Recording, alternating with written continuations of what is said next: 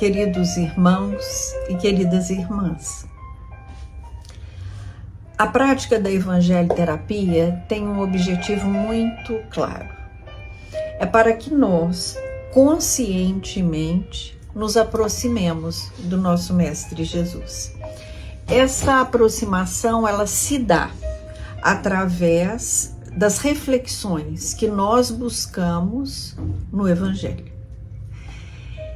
Antes de abrirmos o Evangelho e buscar essas reflexões, normalmente deveria ser habitual que nós entrássemos em prece. Entrar em prece é sintonizar-se.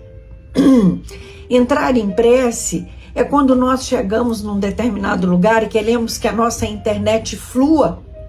Nós perguntamos qual a senha do Wi-Fi daquele lugar que estamos. E a nossa internet provavelmente vai funcionar de forma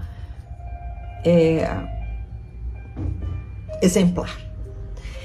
Então, a prece, ela é a nossa senha para sintonizar no Wi-Fi do Divino. Então, fazer a prece é buscar essa conexão.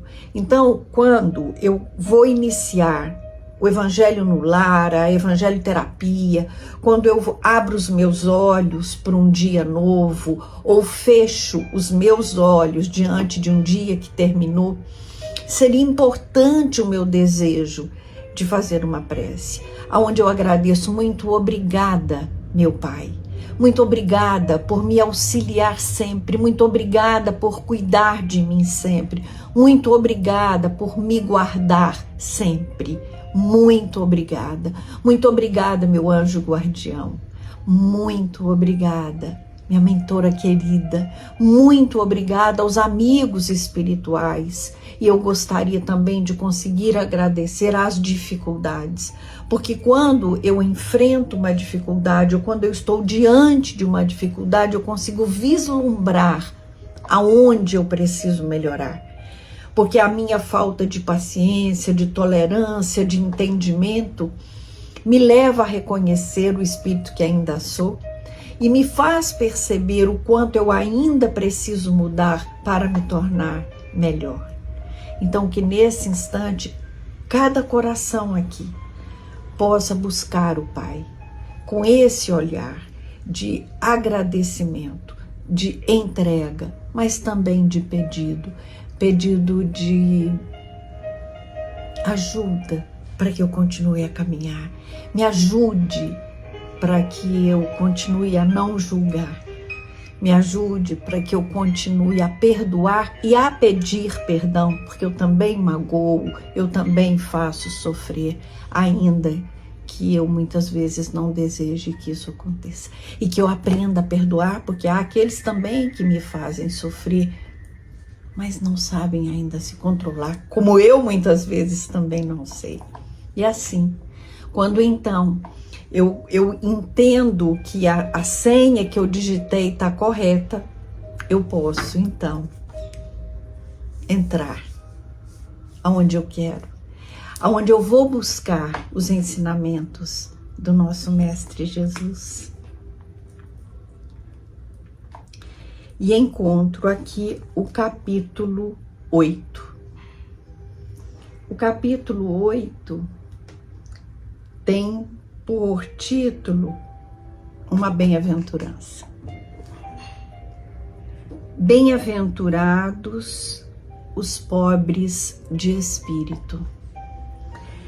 Sempre que eu tenho a oportunidade de fazer uma reflexão que eu tenho a oportunidade de ler esse evangelho e fazer uma reflexão sobre ele, eu me lembro, não sei se vocês, na região que moram, se cresceram ouvindo dizer que tal pessoa é pobre de espírito, como sendo uma expressão pejorativa.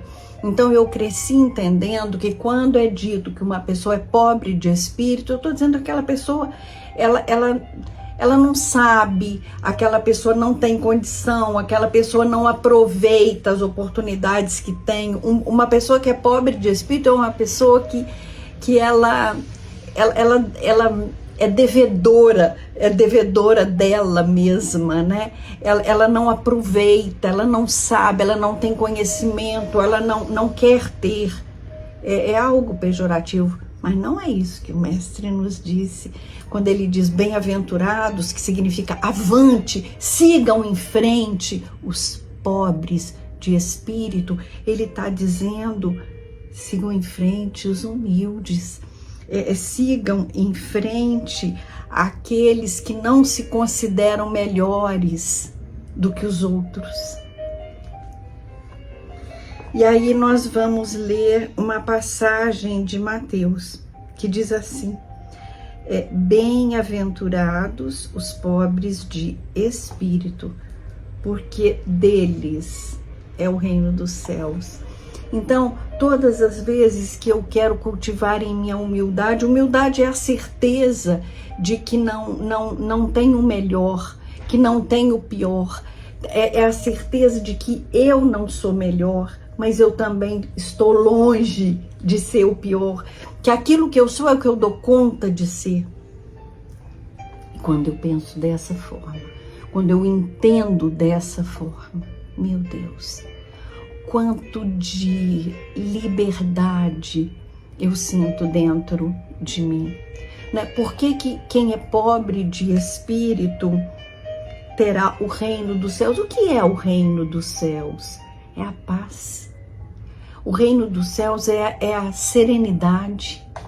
E aí Kardec vai nos dizer, num comentário que ele faz em seguida a essa citação de Mateus, ele vai dizer assim: por pobres de espírito, Jesus não se refere aos homens desprovidos de inteligência, mas os humildes. E diz que o reino dos céus é para estes e não para os orgulhosos, né? O reino dos céus é estar com o Pai, é sentir a presença dele, é ter a certeza de que em momento nenhum, por maior que seja a dificuldade que nós estejamos enfrentando, ela não vai turvar, ela não vai impedir que percebamos a presença desse Pai que é misericordioso, que é amoroso, que nos envolve, que nos fortalece. Essa é a ideia. Continua ainda Kardec. Os homens de saber e de espírito, conforme o mundo, fazem geralmente tão alta opinião de si mesmos e da sua superioridade que consideram as coisas divinas como indignas de sua atenção. O que Kardec nos diz aqui é que muitas vezes os homens que têm conhecimento acadêmico, têm conhecimento científico e até mesmo conhecimento religioso, colocam isso num degrau de maior importância do que aquilo que o Pai nos oferta. E o que ele nos oferta é amor. O que ele nos oferta é fraternidade. O que ele nos oferta é cuidado. O que ele nos oferta é quando ele vela, é quando ele cuida, é quando ele nos protege em tudo que fazemos e, sobretudo, quando nós pedimos a ele ajuda e pedimos a ele que tenha misericórdia de nós. Então, meus irmãos, bem-aventurados somos nós quando somos pobres de espírito, quando temos humildade, quando entendemos que não é o que eu sei, não é o que eu tenho e não é o que eu posso, é o que eu sinto que vai me fazer melhor. E o que eu preciso sentir é amor. E é um amor incondicional. Eu preciso amar independente de qualquer coisa. Eu preciso amar sem ser amada. Eu preciso amar ainda que eu seja ignorada. Amar. É esse o caminho que o Mestre veio nos ensinar. Com muito amor, desejamos a todos uma semana de muita paz. Graças a Deus.